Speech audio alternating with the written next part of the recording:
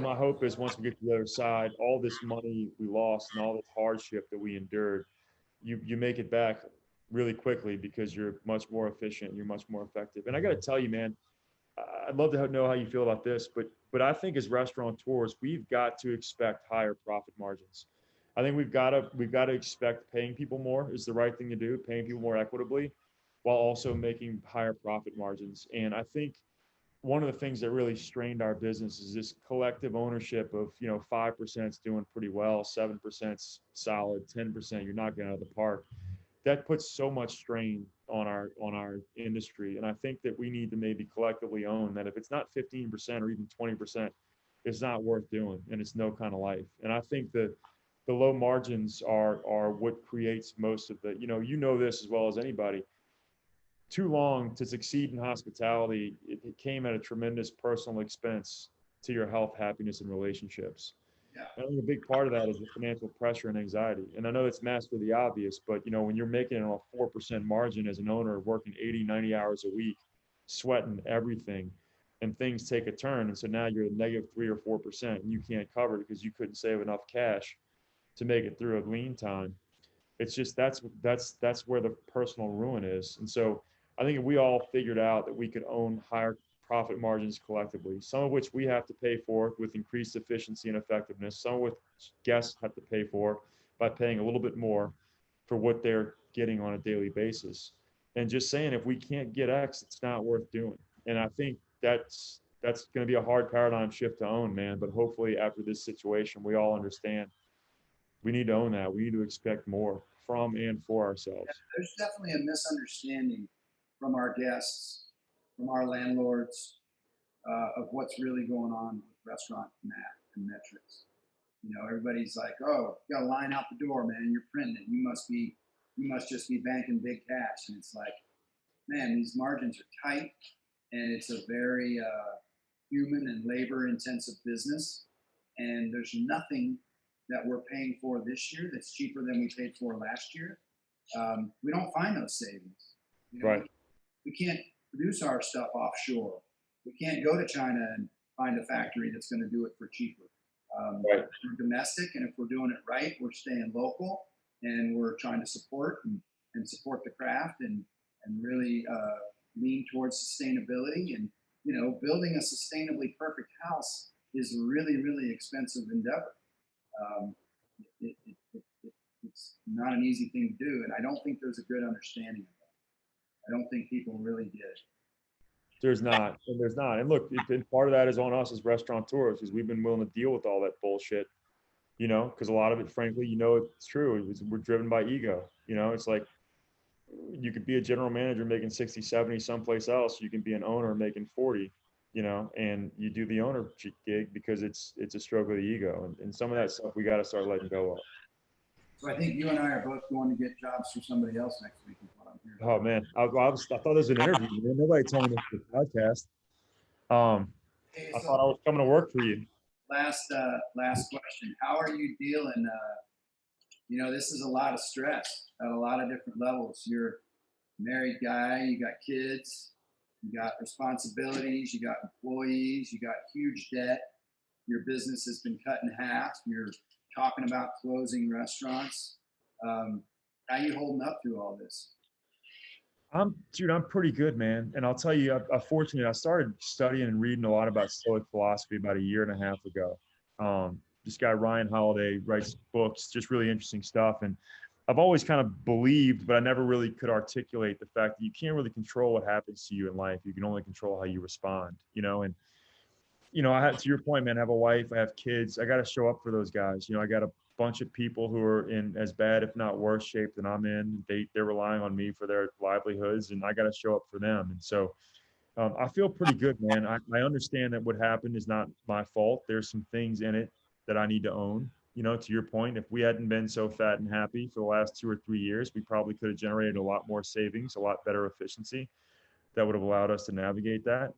But I'm just treating it all as a learning experience and using this as an opportunity to kind of reset and get better and understand what's mine to own and what's not mine to own, and just trying to take one day at a time. And and looking at the little things, man. I mean, it's also a good opportunity to sort of be grateful for some of the small things that we have and we get to do. I'll tell you, man, I was fucking burnt out before COVID, badly.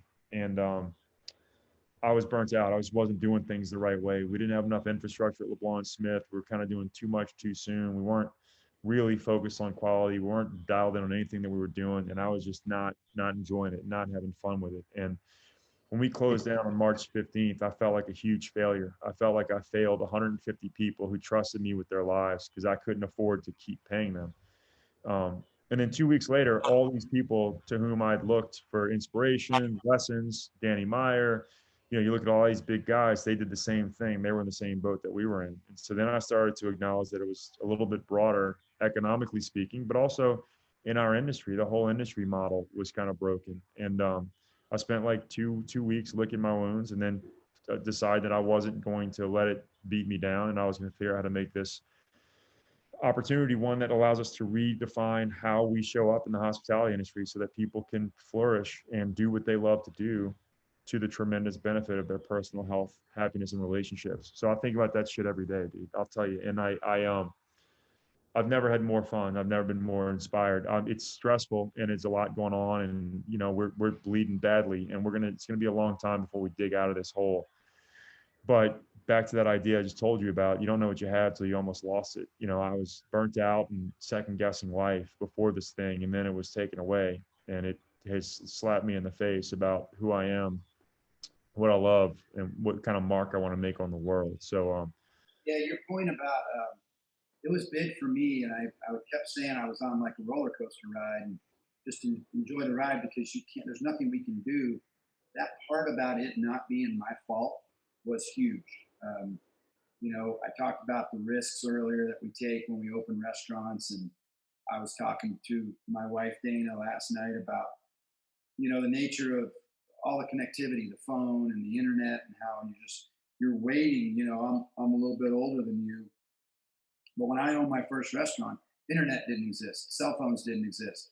The big crazy hip fucking thing was this little thing you had on your belt that beeped an analog phone number that you needed to call, and if it showed up twice, it meant it was really important. So, you just took things as they came, and it was just an easier pace. It was still hectic, but there wasn't this frenetic amount of information coming at us at all times.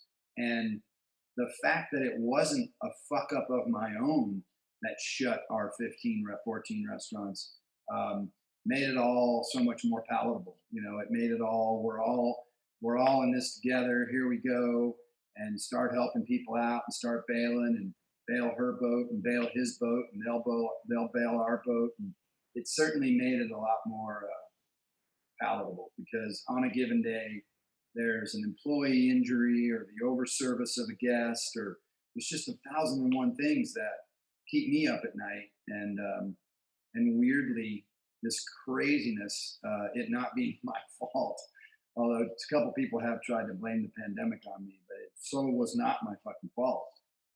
Yeah, it was a little easier to tackle for sure. yeah, and that's hard for us in the restaurant business, man, because we're used to beating the shit out of ourselves. You know what I mean? Looking at all the imperfections, we never really look at what's going right. And so that was particularly tough. I can relate to that, man. I went through that hard. I mean, I'm a pretty optimistic guy, man. My glass has always been half full, but for 2 weeks right after, I was literally and physically hurting. Shocking. How could you not be? It's like, what? What do you mean all our restaurants are closed? I mean, what do you mean everybody's out of work? What do you mean the world is shutting down? Like, it was just shocking. I'll tell you how far up my ass my head was, Dave. I remember reading about them shutting all the restaurants down in Italy about 3 weeks prior, 4 weeks prior, and I was like, God, man, that must really suck. I can't imagine. Thank God that would never happen here in the United States. I can't imagine what we would do if that happened in the United States. Yeah.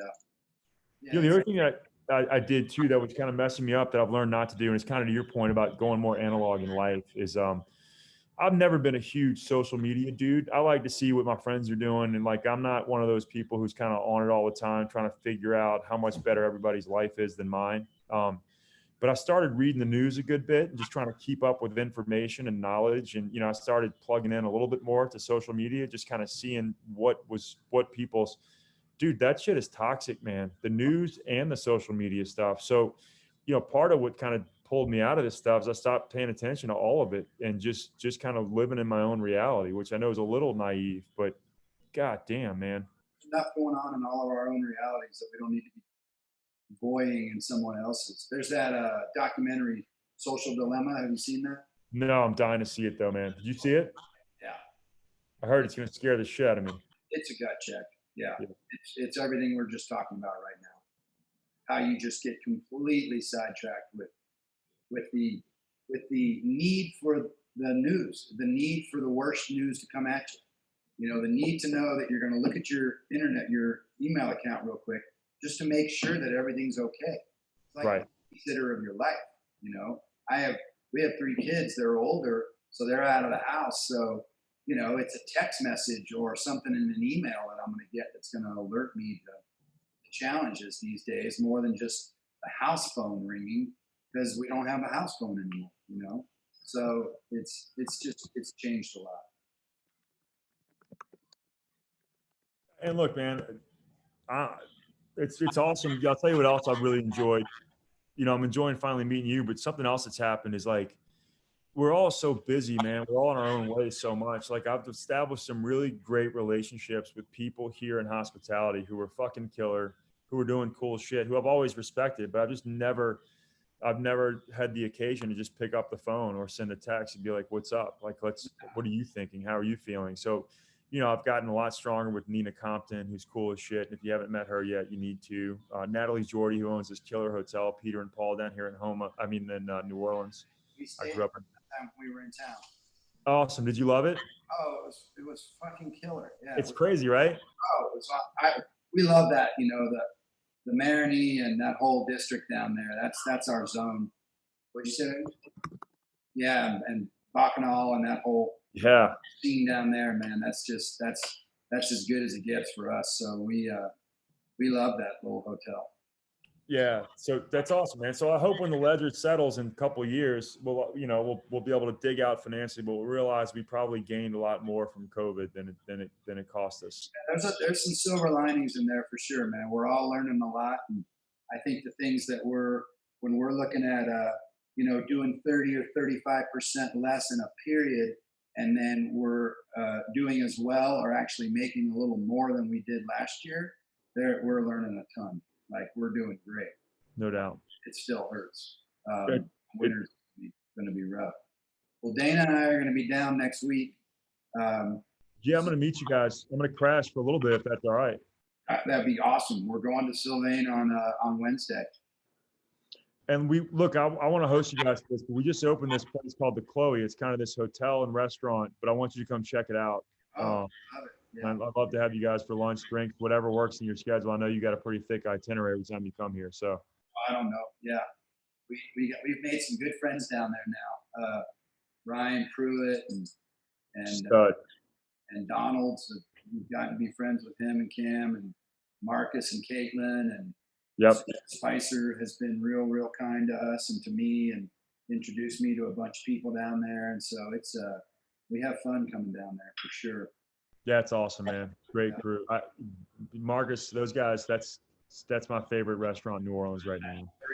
It's so original, man. And then that food is so tribal, everything's coming off that grill in the back and then coming inside and going to that grill inside. And it's just, Marcus he's a talented dude. And Caitlin's passion for the front of the house and the cocktails and all the great wines and sparklings they're pouring on a nightly basis. They're having fun.